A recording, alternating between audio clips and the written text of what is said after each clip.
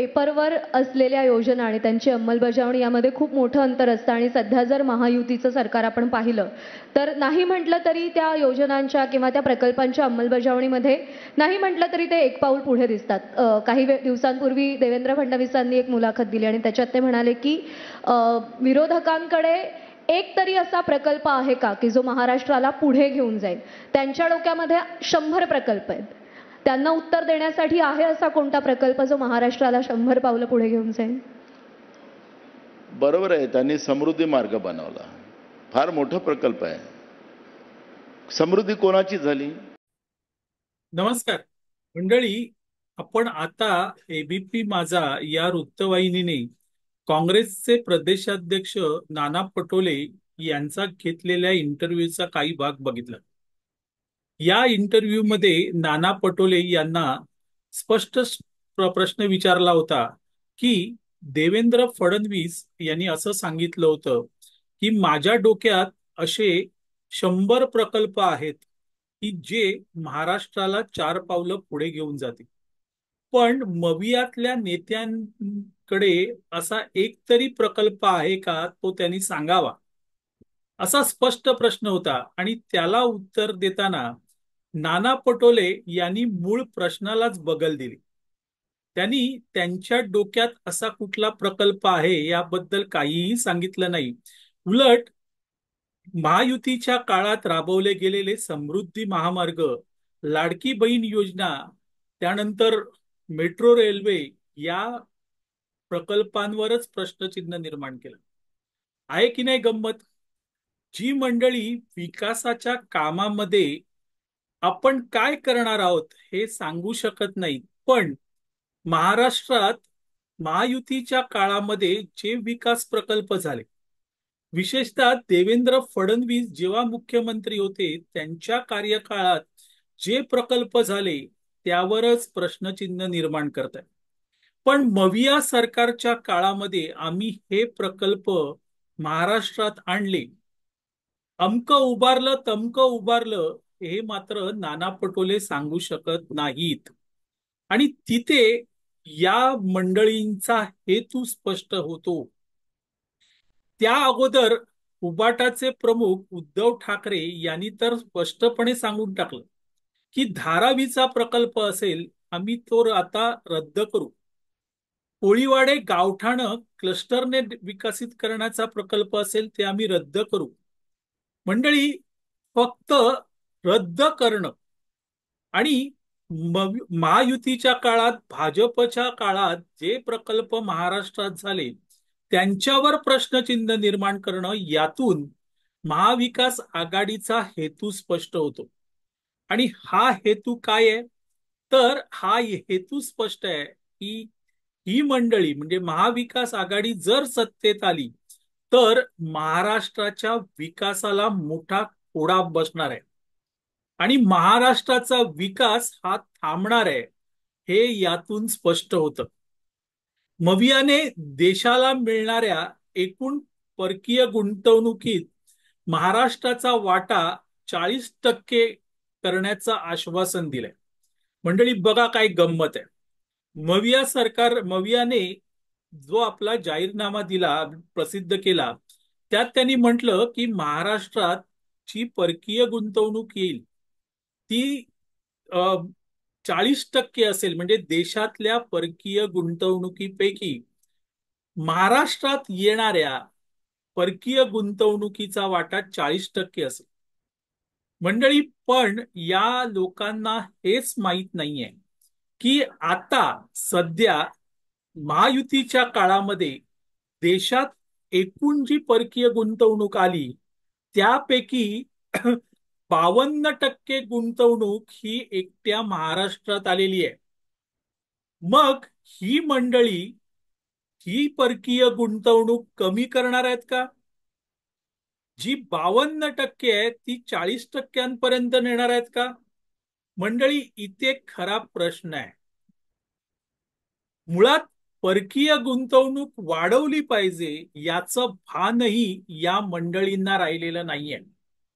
आणि अशी मंडळी खरंच महाराष्ट्राचा विकास करू शकतील का, हा त्यातला मुख्य प्रश्न आहे. एका बाजूला बोलायचं की भाजप किंवा महायुती ही धर्म जात यांच्याबद्दल बोलते, विकासाबद्दल बोलत नाहीत. पण ही मंडळी कुठे विकासाबद्दल बोलतात? यांच्या दृष्टीने विकासाला कोणतंही स्थान नाहीये. यांचा सगळा भर हा जातीय जनगणनेवर आहे. कशासाठी? या जातींना एकमेकात विभागण्यासाठी आणि त्यातून आपला दुष्ट हेतू साध्य करण्यासाठी. तिथे त्यांचा भर आहे. पण त्यांना विचारलं, बाबांनो तुम्ही काय करणार आहात, कुठले प्रकल्प आणणार आहेत, तर ही मंडळी त्याबद्दल बोलतही नाहीयेत. मंडळी, आज या देशामध्ये जी परकीय गुंतवणूक होते ती जर 100 रुपये असेल, तर महाराष्ट्राकडे त्यातले 52 रुपये येत आहेत. 40 रुपयापर्यंत ते हे खाली आणणार आहेत. आणि हे करून, ही परकीय गुंतवणूक कमी करून हे खरंच रोजगार देऊ शकतील का? इथे जाहीरनाम्यात मोठमोठ्या बाता केल्या की आम्ही मोठ्या प्रमाणात रोजगार देऊ. मग कसे देणार? याची वाच्यता मात्र कोणीही करत नाहीये मित्रांनो, कोणीही करत नाहीये. 100% ही मंडळी विकासाला स्पीड ब्रेकर लावतात. आणि मग असा महाराष्ट्र जो परकीय गुंतवणूक खुद्द सरकारकडूनच त्याची कमी केली जाणार आहे, तो महाराष्ट्र विकासाच्या मार्गावर जाईल का? मविया सरकारच्या काळामध्ये मंडळी महाराष्ट्रात परकीय गुंतवणूक आलीच नाही. आणि महाराष्ट्रातल्या भ्रष्ट कारभारामुळे महाराष्ट्र हा क्रमांकाने खाली घसरला मित्रांनो. आणि इतका खाली गेला की त्याला वरती आणण्यासाठी महायुतीला खरंच मोठे प्रयत्न करावे लागले. राज्याबद्दल विजन काय? तर या मंडळींकडे विजन काय? गद्दारी, पाठीत खंजीर खुपसला, त्यानंतर ओके बोके, हे यांचं विजन. प्रत्येक सभेमध्ये हेच चाललंय. पण आम्ही महाराष्ट्रासाठी हा प्रकल्प आणू, अमकी गुंतवणूक आणू, हे ही मंडळी बोलत नाहीत. त्याच्या विरुद्ध बाजूला जर तुम्ही गेलात तर भाजपने स्पष्ट सांगितलं, AI केंद्रित आम्ही इथे संशोधन केंद्र उभारू. मंडळी, वाढवण बंदर तर होतच आहे. त्या वाढवण बंदराच्या बाजूला एअरपोर्टही होणार आहे. हे विकासाचे प्रकल्प आहेत. उलट याच काँग्रेसचे नेते जयराम रमेश सांगतात की आम्ही बुलेट ट्रेन रद्द करू, आम्ही मेट्रो रद्द करू. मग लक्षात घ्या, हे महाविकास आघाडीचं सरकार राज्यात आलं तर राज्याच्या विकासाला वेग येईल की ब्रेक लागेल, याचा विचार आता प्रत्येक महाराष्ट्रवासियांनी करायला हवाय. Vedanta Foxconn, bulk truck park आणि टाटा एअरबस हे 3 प्रकल्प महायुतीने महाराष्ट्रातून घालवले अशी ओरड महाविकास आघाडीने केली होती. याबाबत महायुतीने शेवटी श्वेतपत्रिका काढली आणि हे 3 प्रकल्प महाराष्ट्राबाहेर घालवण्यामध्ये महाविकास आघाडीचाच हात कसा होता हे महाराष्ट्राच्या जनतेपुढे आणलं.